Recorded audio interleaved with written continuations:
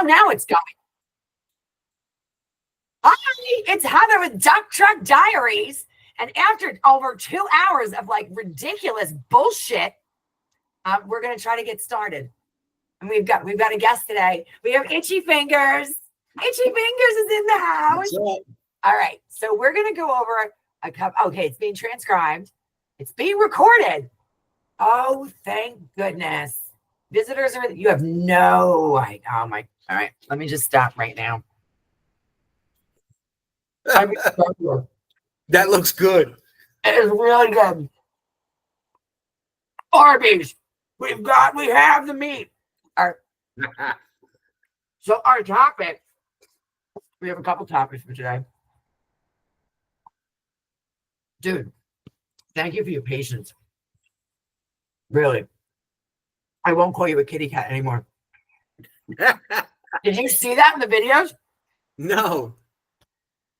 I was like, huh? Which one? The YouTube video I posted the other day where I was starting to talk about having the podcast starting. And I'm like, oh, I'm working on a couple of guests. I got a guest for my first podcast. I'm hoping maybe he'll get the other 2 guests I've been working on who are like been pussing out on me. Meow, meow. I saw that. That. But I didn't think it was for me. Oh, it was you. It was for you. All right. So the topics that we're going to go over today, I wrote them down because I thought I was going to be doing this on my phone, and I can't, which is why the dump truck is not here. Maybe someday when I have a lot of money, I'll make like if I ever have a lot of money, I'll make a studio that looks like a dump truck. So I don't have to run. So I don't have to run it for half an hour. Huh? All you need is a green screen. Yeah. All I need is a lobotomy and some tights. All right. So we have like a group of topics. It's a couple of topics that I put into a group because they are all sort of relative and they can piggyback and segue off each other. So it's like relationships and lying, bullshitting, deception, affairs versus one-night stands, what's forgivable versus what's not, and what exactly is the definition of lying? Because some people have a different definition on that. So, and then we'll get into men and women and can we really be friends? Like really, really? And then we're gonna have I need to I have to chill the fuck. I'm so pissed off right now. We're gonna have bring it down a little bit. We're gonna have some fun because we're gonna go over the worst sexual experience, your funniest sexual experience, and if you've ever done it in public, and if you keep in touch with any exes, and then we're gonna segue into this. I put a question on here. You didn't ask me about it. Like who doesn't love butter? Did you see that? Yeah, I saw that. Okay, it's not what you think. Oh. It's the definition. If I'm going to give you I'm going to give you my definition today of the difference between a penis, a dick, and a cock. Okay. All right. So relationships and lying. Go ahead. What do you consider lying? What do you consider deception? What's forgivable? What's not? Okay. What I consider lying is probably anything that the person you're telling that lie to considers a lie. You may not consider a lie, but the person, if I'm telling you something that you don't think is true, then you're going to think I lied to you. And doesn't mean you did though. Well, sure, because I'm being, if I'm telling you this, all right. So I would say that the person that you're speaking to, if they consider it a lie, it's a lie. It doesn't matter what you think. Well, not necessarily. That's what they're going to believe. But what if someone's just suspicious and they don't believe or trust anybody? You could be telling them that the sky is blue because they don't believe it. Doesn't mean it's a lie. True, but try convincing them otherwise. Maybe they're not worth convincing. Like I'm looking at omitting. I don't like I do my best not to lie. I say that because of course I lie. I don't lie to be deceptive or hurtful. I mean, everyone lies. You can't help it. When someone who's in a really bad way doesn't need to be kicked when they're down, and they ask if they look fat, you're not going to say yes. I mean, that's the standard, generic exception for lies is, are you going to tell somebody that they look terrible? I'm usually more honest where I'm going to say, if they'll, do you like it? Does this outfit make me look fat? No, it might not be. It's not the most flattering. I've seen you in better out. I mean, I might find a way to dance around it. The politically correct way. Not even politically correct, more just sensitive to the person that's receiving it. What I don't like is lying by omission. And sometimes you have to use that, like when it comes to business, or that when it's not, or when you're in a position where you've been forced to lie and you really don't want to, then it's like, well, I'm not lying. Somebody tells you something you're not supposed to know. And the person who doesn't want it known comes to you and says, they ask you a question, but they ask it ambiguously. Did you know about this? Now, technically, what I'm going to do is, did I? I didn't, but I do. So I'll say no. But when you're in a relationship, things like that are different. It's like, well, if someone asks me, was so-and-so at your house last night? I'm not going to lie. But if they don't ask me that, and did you see so-and-so last night? Well, I was in the other room. I didn't see them. I can say no. Do you see what I mean? Like finding the loophole. But when you lie by omission. But now, if you're trying to find that loophole, then you're trying to, for lack of a better term, deceive. Yes. Yeah. Or you're trying not trying to deceive somebody. You're just trying not to lie. And that's not necessarily in relationships. I think I went outside the box. I'm thinking of like when it's not an intimate relationship with somebody and you're put in a position where you know or don't know something that you shouldn't, and you really don't have any loyalty to anybody, but you just don't want to lie, and you don't want to be in the position you were put into inadvertently. That's when I think it's okay to I'm just going to answer the questions the way they were asked and not give anything more, even though you might have more. I guess the best way to look at that is when I did insurance, I would tell people before they had their life insurance interview, they're going to ask you questions, and they're going to ask them specifically, and they're going to ask them more than one time in different ways to make sure that you're answering them clearly.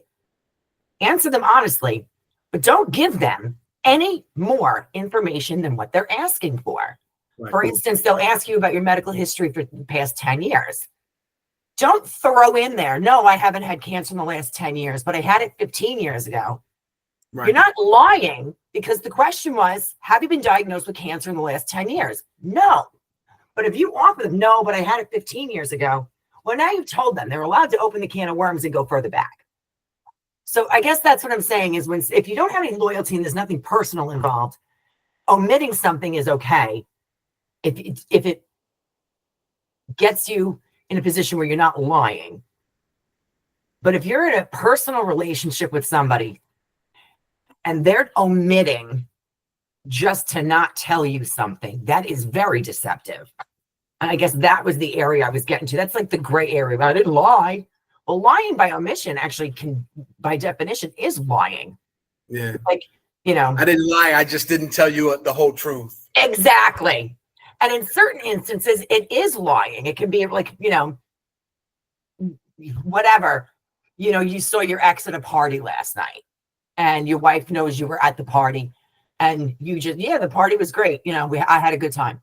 And you don't say anything that you saw your ex there, right? Yeah. And then all of a sudden your phone's ringing in front of your wife, and the ex's name comes up, and she's like, why is she calling you? I don't know. And it's, well, I saw her last night. Well, you didn't tell me that. That's deceptive. I don't know, though, because the way you just worded it, I'm playing it along in my head, and I don't necessarily think that that's deceptive. But I will say that he should have probably said, yeah, I had a good time, and you know who I ran into. You know what I mean? But if he it depends on the reason why he didn't tell her. Like, right. I wouldn't expect someone to tell me that unless there was a history that's going to affect something. Like, crazy bitch is now going to start calling him again. And if he knows, oh my gosh, she's going to start calling me, and then the next day she calls, you're doing damage control. If you had just said, by the way, I ran into so-and-so last night. Just so you know she's crazy. If she starts calling me, it's not because I gave her, if you're upfront and honest, you can beat it, cut it off at the pass. Yeah. But by omitting it, now when she's like, you didn't tell me she was there. Well, there wasn't a reason to. You knew she was probably going to call you. Then when she does, it's like, well, had you just told her ahead of time, it would have been, an ounce of prevention is worth more than a pound of cure. Sure. Same thing. And so, like, when it comes, like, then there's like the whole cheating thing. It was like, what's forgivable and what's not. The lying part, like with TJ, I shouldn't even say that. He's not here. This was an issue with us. He would answer a question and he would specifically leave details out. And there were not ever jealousy issues. It wasn't like that. It was more like I could ask him how to fix my computer. And he would tell me the steps to do it, but he'd leave a step out. And I'd be like, but you didn't tell me that. Well, I didn't know you didn't know that. And I'd be in here crying, like trying to fix it. And he would be 6 feet away listening to me and wouldn't think to say, oh, there's a, and there was a pattern of it to the point where I'm like, you could ask him something. And it was always, I said, TJ, if you told me your name was fucking TJ right now, I wouldn't even believe you, because he had a habit of, he's like, I'm not lying. I'm just bullshitting. I'm like, that's just a polite way of saying I'm lying. Yeah. It's a non-truth. If it's not true, it's a lie. All right, but let me ask you this. Do you think that, the question, the way you posed it, would you say that depending on your partner, like the scales change depending on your partner? Absolutely. Yeah. Absolutely. He has a history of it. Yeah. He knows it. And he finally got to the point where he would stop saying, oh, I'm just bullshitting. I'm like, no, it's a fucking lie. It's a lie. Yeah. I'm like, you have to, like, why can't you tell me the truth? Like, it would be something stupid. I said, do you realize that if you lie about something stupid, then how am I supposed to believe you in something serious? Right. But if you have to lie because it's something big and you're trying to salvage something, like they're better off not knowing, I'm sparing them. But you lie about something stupid, like how old you are or how much money you make, something dumb. If you can't tell the truth on minor things, then how do you have any, you're not trustworthy. How's there any validity in anything you say after that? Right. You lose face. But, and that was it. I'm like, why can't you just say the truth?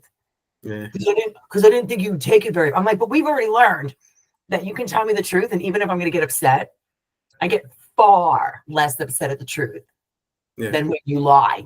Because to me, lying is one of the worst things you can do to somebody, because it's an insult to your intelligence. Yes. Don't insult me.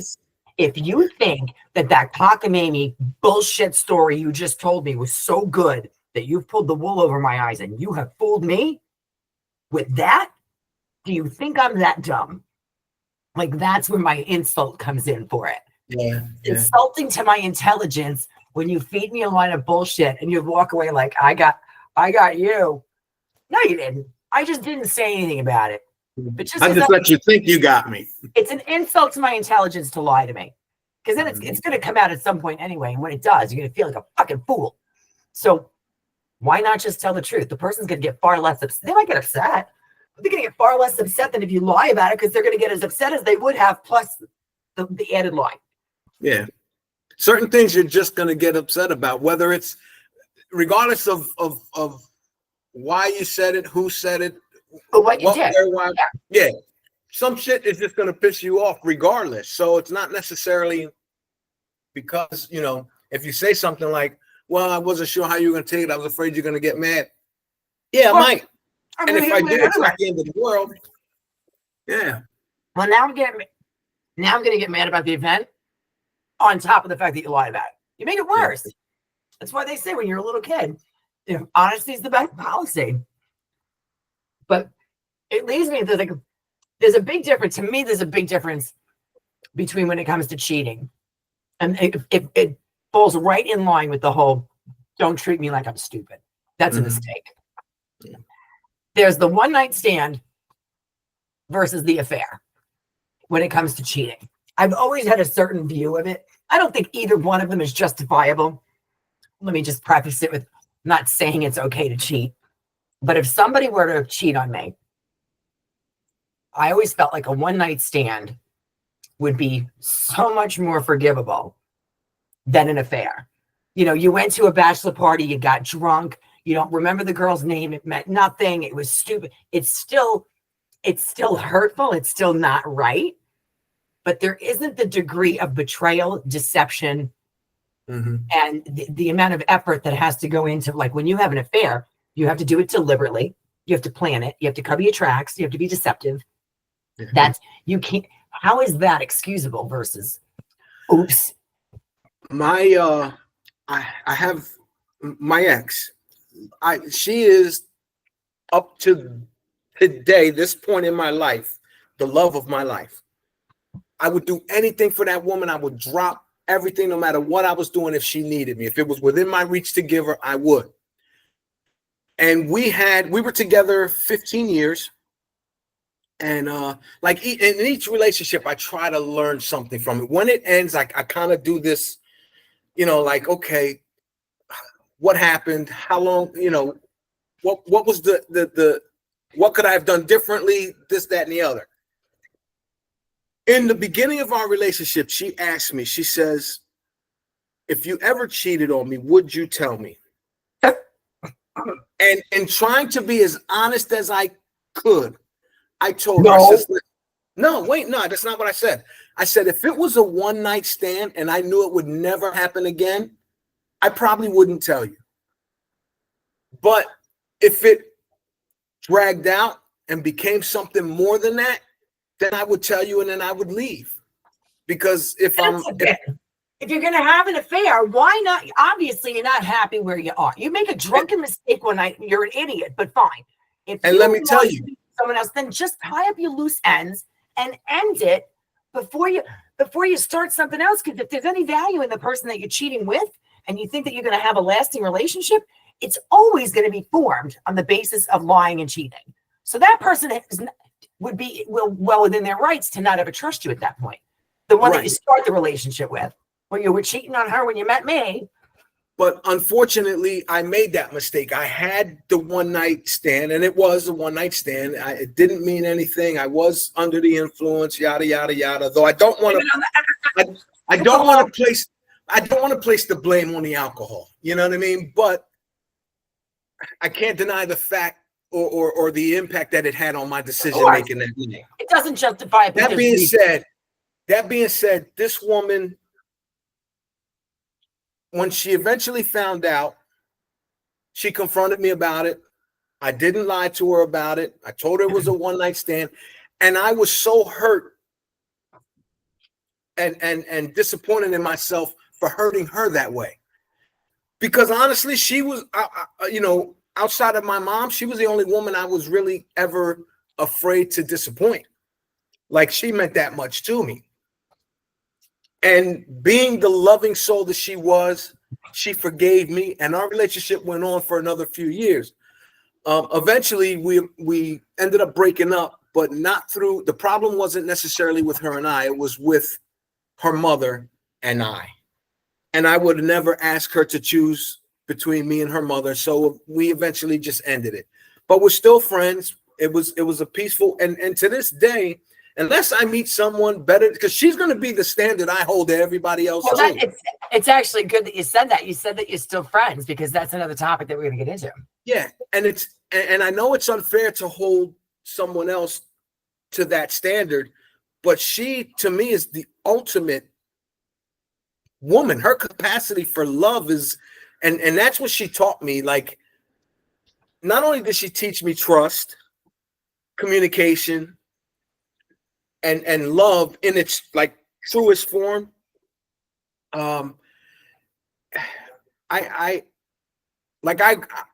She ruined it for everybody else that comes after her, and you ruined it for yourself. Yeah, true, but I still hold out for us, and this may sound the one that got away. No. She's the one that got away. Well, she didn't necessarily get away. I mean, we're still, you know what I mean? Because Here's the You're, thing. you're answering the question for the next topic, because I'm asking if people can really be, if men and women can really be friends. And I would not be friends with someone that I had feelings for, that I was holding out for, because then that's an ulterior motive. Well, And it's not fair to either of them. Without getting into that question just yet, I just want to say, like, I still hold out for her. You know what I mean? Yeah. And she knows that that I still love her unconditionally, like with all my heart. I'm in love with her, the whole nine. And she, to some degree, loves me. I mean, we've been separated now for a few years, so we might be growing a little further apart. But what I was about to say was that, this might sound so mean, but the problem was never with her and I. It was with her mother and I. And I will never put myself back in that situation. So God forbid anything happens to him. I love her mom, but I'm not going back until mom's either moved out or, God forbid, passed on. And then if when that happens and she has moved on, then that's my loss. You know what I mean? Like I'm okay with that. Yeah, I get it. She's at least for now, she got away. It didn't work. Yeah. So that's kind of the question, where the next one is like, can you really be friends? Now you guys are friends, but you have made it clear that you're still holding out. Like, now TJ and I are going to be friends. There's not a romantic link between us anymore.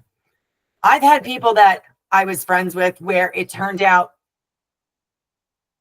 they want to be friends with me, but then down the road, they're, why can't we be this and why can't we be that? And I'm like, well, we're friends. Like, one person's always friends and the other one's not. In my case now, with TJ and I, there is no romantic interest for either one of us. Do I love him? Absolutely. But I'm not in love with him. And the same is in reverse. I can be friends with TJ because I don't have any hope.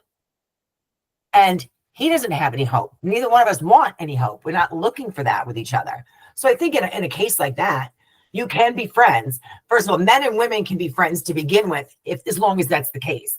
In our case, it's like a special issue, because not only did we broke up on our 6-year anniversary. I don't say broke up. We parted ways. So we were together for 6 years. We haven't even had any sort of closure, because we never stopped living together. We haven't stopped sleeping in the same bed. It's my bed. I paid for it. It's for my back. I can't sleep in the other bed. And I'm not going to kick him out of his bed. But there's no more going on in that room now than there was before we split up. So the difference is, we were engaged. We were, and now we're going to be friends. It's difficult and challenging to get someone in the future to accept that. But the thing is, I don't know that I would let TJ go. Not because I have a romantic interest in him or I'm holding out, but because he's a genuine, true friend. And they don't come along. Romantic partnerships come and go. Then it may not always be the one. And if it's not, and even if it was the one, it's to the point where there's a trust that they're not worried about you going back with your ex anyway. They're going to understand what the history is, that we weren't meant to be. I can be friends with someone, but I don't think that when somebody has hope, or they're holding out, or they have an ulterior motive or an agenda, that they can be friends. Did I have a one-night stand with someone? Not a cheating. Have I ever had a one-night stand? Once. And it was with a friend, and we were both drunk, and he was a much older man. We were very good friends for many, many, many years. And there really wasn't like any sexual tension. There was nothing there, but we were both single. We both got drunk, and it happened. And from that point on, we have not been friends, because he can't be in the same room with me. And it's really sad, because I really enjoyed being friends with him. But unfortunately, he developed more feelings than he could handle and told me he's in love with me. And that's the end of it. And we have not been friends since. I can't even, he's like angry when he sees me. I've only seen him once every 5 years in the grocery store, and he's pissed. I think it depends on the person. Like, speaking for myself, if I'm involved with a young lady and I have like really true feelings for her and we break up for whatever reason, the first thing I say, listen, you know, you may not hear from me for a little while, but I don't want you to think it's you.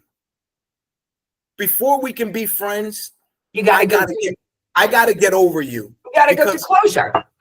Right. I gotta get over you because until I do, I'm gonna always want what we had. Or if not want what you had, be angry about why it didn't work or have resentments. I mean, I have a couple of resentments for TJ, but I keep them at bay because some of them are not reasonable.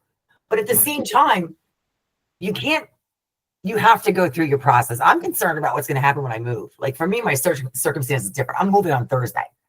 It's Saturday. Am I going to get pissed? Maybe. I don't know. But right now, it's not appropriate to have certain feelings because I know closure stuff because you're in the same house.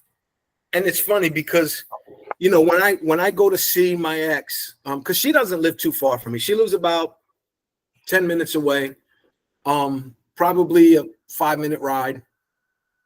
And we see each other on occasion. I'll go see her or she'll meet up with me, whatever. And the what I feel is like I'm confused because like I love this woman so much, but I like the lines have been blurred. I no longer know what's appropriate. Can I hug her? Can I kiss her? And if I kiss her, you know. Well, it depends. Are you kissing her on the mouth? Are you kissing her on the cheek? I haven't kissed her since we left because I'm afraid to cross that line. Friends don't kiss each other. I mean, I don't kiss my girlfriends. Why would I kiss my boyfriends? Yeah. The guy friends, I should say. True, but you know, I just it's an awkward feeling for me because this feeling. I don't know what's appropriate anymore. I can tell you right now that no more than a hug is appropriate. Yeah. I mean, if you wouldn't kiss any of your other friends, then the fact they're even thinking about it says everything. Because I'm friends with a guy who I was with many years ago. In fact, it goes into one or the other. I'll show you very, very briefly because his picture's there. He is actually programmed into my phone as butter. Now, the reason I say that because we've been friends for a very long time. He was someone who I had a hard crush on, when I was 17. So it's a long time that we're friends. And I was used, just used, knew it, and didn't care. My self-esteem was in the tank. Any attention I got from him was fine. So I got the booty call. I mean, how many times I got the booty call? I met him when one of my brothers was in a really bad accident. He had fallen through the roof of the Sears building out in Bohemia on Long Island, and he landed on his head. And he was airlifted to Stony Brook. And at the time, there were so many traumas that the hospital had to handle. They ran out of room on the trauma floor, and they moved into a cardiac floor because there was no room. And then there was a kid that was hit by a drunk driver who was in such bad shape that they had to put him on the cardiac floor also. And he happened to be the same age as my brother. So I see these guys visiting this other patient while I'm visiting my brother, and they're hairband, 80s hairband guys. And I'm like, all I wanted to be was a groupie. And so we became friends because they were visiting his friend. They were visiting their friend as much as I was visiting my brother. And so we became friends. And it turned out he looked through like 18 pages of phone book back in the day to get the phone number to call me. But then I wound up getting he was too cool for feelings. And so it was really a bad situation of being used for many years. I forgive him, but he used to tell me all the time, and this is going to go along with one of my best and worst sexual experiences. He used to tell me, "You're like butter in my hands. You're like butter in my hands." And he thought it was funny because he had one over on. He had me wrapped around his thumb. Yeah. So finally one day, I'm doing some things. And how politely can I say mouth hug? And so he's getting a mouth hug and literally utters the words to me. That I'm like butter in his hands. And I decided to catch the butter and slap him in the face with his own jizz and said, there's your butter. And I had finally had enough. And he was so pissed off. I mean, imagine how you feel if you get slapped in the face with your own jizz. I said, there's your butter. And he's like, you fucking bitch. I can't believe it. I just couldn't stop laughing because I had finally had enough. Yeah. And he's like, get the fuck out. I'm like, I don't care. I'm like, I hope you enjoyed that because it's the last one you'll ever get. It was like, I'm done. I'm out. This was like 3 years of just being strung along, right? And he didn't talk to me for months. But then all of a sudden, I guess he must have told his friends about it. And they were like, they went hysterical laughing. They were like, good for her, because they knew what was going on. Like, good for her. She grew some balls. And he finally got over it. He called me one day. And I'm like, oh, you're not pissed anymore? And he goes, no, I'm still pissed, but we'll talk. And I said, well, you're programmed into my phone as butter now. And he's like, shut the fuck up. Like, we've been friends for 30 years now. Yeah. And I actually sent him a cake for his birthday one year. And I said, I just want you to know it's buttercream. Like we make that joke all the time. And go ahead. Go ahead. No, I was just going to say that I have, like some of my friends, I've always kind of been the person with the level head, and I get a lot of my friends that come to me for advice. And a lot of times when they say, oh, I've had enough, this, that, and the other, I'll tell them straight up. I said, listen, you haven't had enough, because when you do, you'll finally change the situation. You'll know when you had enough, because having enough is not just saying I've had enough. You'll know when you've had enough. Oh, and he knew when I had enough too. Yeah. But the thing is, we were able to be friends. I mean, we're friends. Nothing's ever going to happen between us. There's no desire for that. But he got over it. We've been friends ever since. He'll always be known as Butter. He's the one that calls me Sunshine. And so there was a time where there was like a hot tub party at the house. And I'm going to get it because I want to get into funny shit. This is some funny shit. This is where I told you earlier, I'm going to give you the definition between a penis, a dick, and a cock. And you were like, okay. So there's a hot tub party, and it was at his house. And at one point, like, we went inside. And gentlemen out there, if you're listening, don't take it upon yourself to call it a cock. Just don't. Because if it is, she'll tell you. And he's like, do you want to ride my cock? And I said, no, but I'll ride your dick.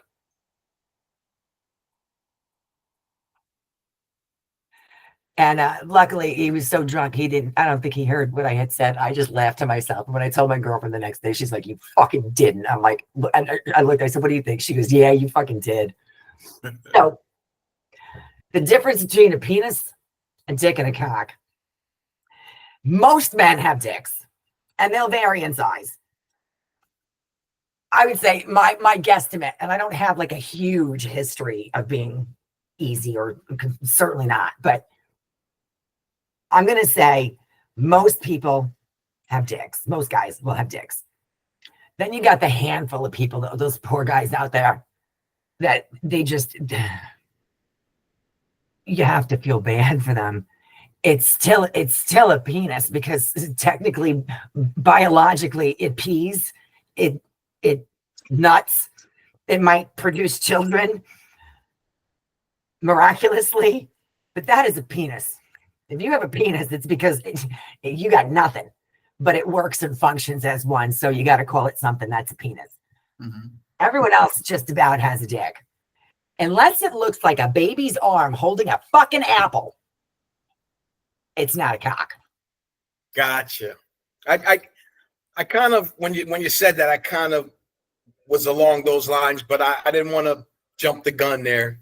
But my friends, when I was younger and we'd go drinking at the bars, my friends would be like, these guys, they'd be like cocky motherfucking guys that would come over and they'd hit on us and whatever. And my girlfriend would be like, we got to get rid of them. By the way, we introduced you to 6-shooter over here.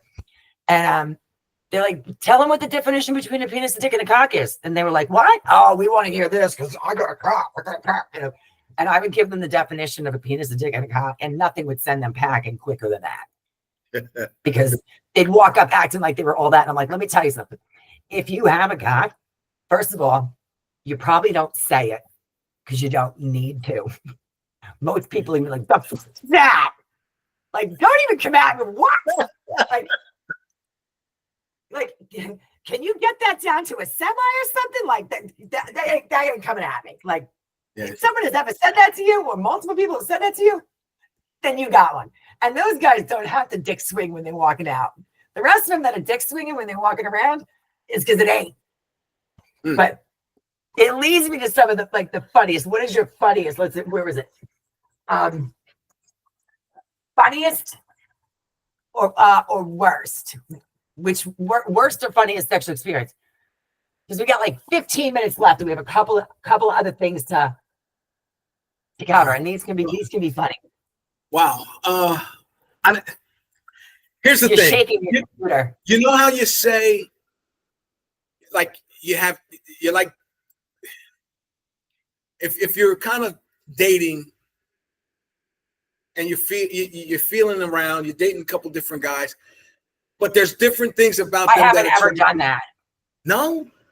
I mean, I've gone on a date with somebody, and if I was online dating, I've had a couple of dates lined up, and if one of them worked out and there was some possibility, I didn't go on the others, but not because I was like in a relate. I don't know if I haven't dated multiple people like more than once. I've dated multiple people, but it was a date and a date. I get it. I dated this guy for a month while I was dating this guy for a month. I haven't ever done overlap like that. Okay. So you keep shaking your computer, by the way. You're bouncing your computer. Yeah, I'm sorry. I keep touching my table and my table's shaking. Stop touching your table. Yeah. I'll speak for myself. Like, I've dated multiple women, but with the understanding that it's nothing serious and we're kind of just getting to know each other. But what starts out to be something short term, sometimes they've stuck around a little longer because there was something about me that attracts me. It's like, okay, what does this have to do with your best and worst sexual experience? Because I can't necessarily narrow it down to a best experience, because not best. No, it's either funniest or worst is what the question was. Funniest or worst? Okay. That changes things. Thank you, because I was struggling. It's funniest or worst. I mean, everyone can have great sex stories. Like, for example, my worst was a guy who was 6'8", had a size 15 shoe, and when his penis, knowing what the definitions are, when his penis was fully erect, was literally, and I don't exaggerate, and the reason I don't like to exaggerate unless I'm doing it specifically to be artful and comedic, I do not exaggerate, because people that exaggerate lose face value. You can't believe what they say. Was the size of my fucking pinky. Wow. And I was telling a girlfriend, she was like, no, I said, I'm not kidding. I'm not exaggerating. And there was a time where he happened to be over. She didn't believe me. She laughed so fucking hard, but she didn't believe me. And my dog yanked his boxers down as she happened to be walking past. And she couldn't breathe. She was laughing so fucking, she just grabbed me and was trying to yank me into a room. And was like, I'll never doubt you again. I'm like, what are you talking about? And she's like, Baxter just ran by and pulled the boxer shorts down. She's like, you weren't fucking lying. I'm like, I wasn't lying. Like, we just started laughing. And I'm like, and then years later when he got married and his wife was pregnant, I'm like, that thing works. Like, that was probably the worst. Only because I felt so consciously bad for him. Okay. Especially at 6'8". My funniest. I'm a lifelong member of ALA, Ass Lovers Anonymous. Oh gosh. Wait, Ass Lovers Anonymous or Anal Anonymous? Both. Oh fuck. Both. But we'll start with Ass Lovers. So, so anyway, I'm with my ex, and we're we're getting intimate, and I decide to give her some attention down below, right? Treats. And We call that treats. Yeah, I'm giving her some attention, and I decide, you know what? Oh. I can't help but. Who doesn't love a fresh salad once in a while? Yes, please. I'm Please. talking about lettuce, but you Yeah. go ahead. So sure as shit, I'm down there handling some. I'm eating my salad, and she farts right in my mouth, and she cracks up laughing. Now, mind you, it didn't taste weird, it didn't smell or anything like that, but that was the first time that had ever happened to me. It stopped me in my fucking tracks. But you stole my story. She's cracking the fuck up, and I'm like, "You think that's funny?" She goes, "Yeah, don't you?" And I'm like, "Fuck no, you just shit it in my mouth." There's a difference between a fart and a shit. Never trust a fart. We'll get into that one another day. No, it was definitely a fart, but in my mind, it was so gross that's, you know what I mean? Like that, yeah. I said, "You just shit it in my mouth," but we laugh about it all the time. You just stole my story, because my funniest one was, this guy was an asshole. And actually, he's my second husband. I was married twice, by the way. My second husband. That's why I say I get along really well with my ex-husband. That's my children's father. I get along. I don't speak about my second husband because I was married for this long, and I shouldn't have married him. And it was he was an addict to everything, whether it was food, spending, drinking, sex. It didn't make a difference. There was no satiating. Just you'd wake up with his hands inside your body. Like there was no telling him no. Everything was just, and I was so fed up that two of my funniest experiences were with him, because I did that on purpose. I did it on purpose.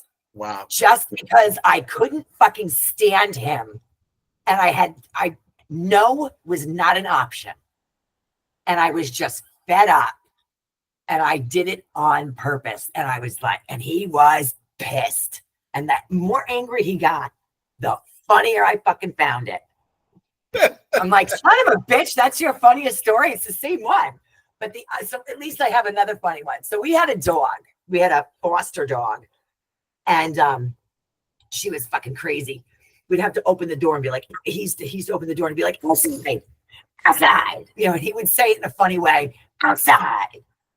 And so, because sex was just like constant, it was like, please, I need a break. I can't fucking sit. Like, I need a break. It didn't make a difference how often or how many. It just was not enough. And so, I was going away for a business trip when I worked for Prudential.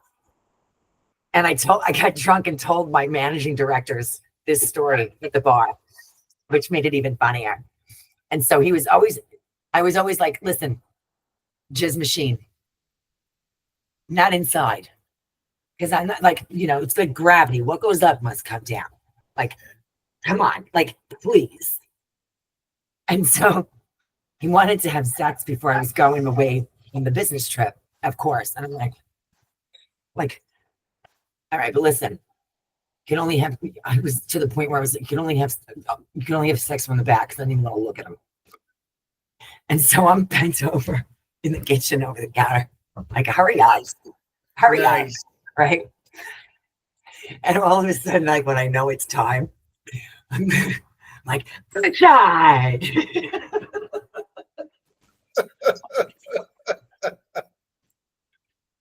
That's funny. Just like the fucking dog. Aside. And he laughs so fucking hard. And then all of a sudden I'm with suits, like high management, like managing directors and managing partners of like MetLife and Prudential. And we're all at the bar having drinks. And I fucking share that story. The next day I was like, what the fuck was I talking about? But I love the story, not the action of it. Yeah, I used to be a lot like him when I was younger. Like, there was no satisfying me. Well, he's a narcissist, not narcissistic. Okay. Full on narcissist. And it was, there was no feeding that need, whether it was drinking, drugs, Gotcha. shopping, Gotcha. money. It wasn't just a healthy sexual appetite. It was beyond anything. There was no filling the void. Yeah, No I don't know. I mean, I'm we, pretty no sure. matter how much sex we had, he'd still jerk off 3 or 4 times a day. Like La Machine. La Machine. I would tell anybody that I was with or about to get into a physical relationship with, I tell them straight up, I said, listen, I got a pretty strong appetite. And I will be, as long as they can feed the salad, who cares? You know, there's no calories. I will be faithful to you as long as you're, you know what I mean? Like, you have one time to tell me. I'm faithful if you feed my sexual need, but if you don't, I'm going to go looking for it elsewhere. Listen, I would tell them, because I would rather them know than me do it behind their back. I would say, you got one time to tell me. I would so rather know that, because I'd be like, thanks, see ya. Yeah, and I don't have a problem with that. I would say, you got one time to tell me no. And the second you do, I'm gone. I'm going to go looking for it somewhere else. Because if I'm giving you, and mind you, though, this was when I was. That no one is ever not allowed to be in the mood ever more than one time in an entire relationship, and that justifies you're going looking elsewhere for it. When I was young, when I was, in my 20s, absolutely. Because if you're going to call me your boyfriend and I'm calling you my girlfriend, there's certain expectations that I had back then. Of course, everyone has that, but having it so black and white with such a definitive line drawn in the sand, where it's like, I'm not saying you give the old "I have a headache" excuse, but there have got to be times where, if you're already at 4, 5, 6 times a week, and somebody's like, I don't feel like it, you're telling me they get like a one-time pass, and then after that, you're justified in looking elsewhere for it. I'm like, wow. No. It's not that I would deliberately go looking elsewhere for it, but if you catch me on that night where I really want a certain thing, and you're not willing to give it up. Well, I want a diamond bracelet, and I really am. I have a hankering for it. It's what I want. It's what I need. We're in a relationship. I expect it from you, and if you can't give it to me, then I'm going to go looking elsewhere for it. And feel free to do so. But again, this was my thinking when I was in my 20s. I thought I was hot shit. I'm not God's gift to women, but listen, I'm not God's gift to women, but I'm certainly not the ugly fucking. I didn't fall from the tree and hit every branch on the way down. You're not the 6'8" poor guy with the pinky. Yeah, right. But yeah, that was another time. I've grown. I'm a little more mature, a lot more mature now. You have no choice when you get older. That libido drops anyway, baby. Low testosterone, low T. Yeah, right. Shit women doesn't work. Like, please, I can't go on a trampoline. I can't even sneeze too hard. I might piss myself. I had C-sections. I had 2 C-sections. And I laughed so hard, tears ran down my leg. But that's anyway, funny. You had to, we just made the perfect time of wrapping up.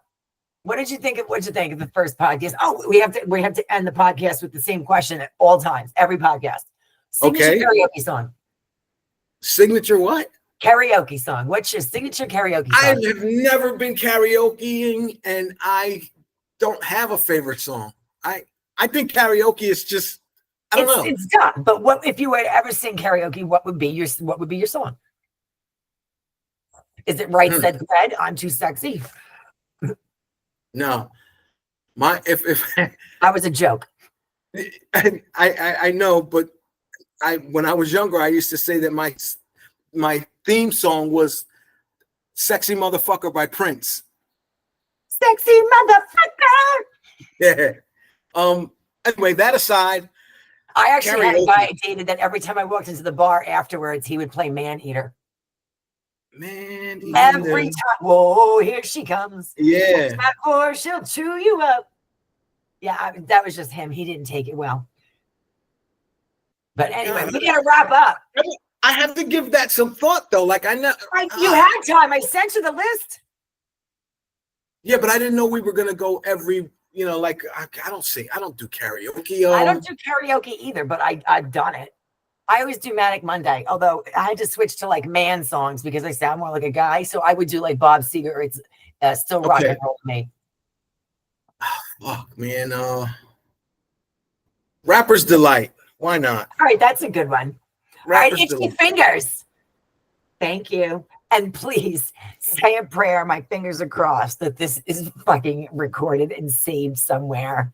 It was a pleasure. It was actually more fun than I thought it would be. Right. And I want to thank you because you pretty much carried this. Like I was just going off your cue and you know, I think you're amazing, or else I wouldn't have married you. Stop it. I'll go on. No, really, go on. Anything for my YouTube wife. Have a good day. My YouTube husband. Yeah.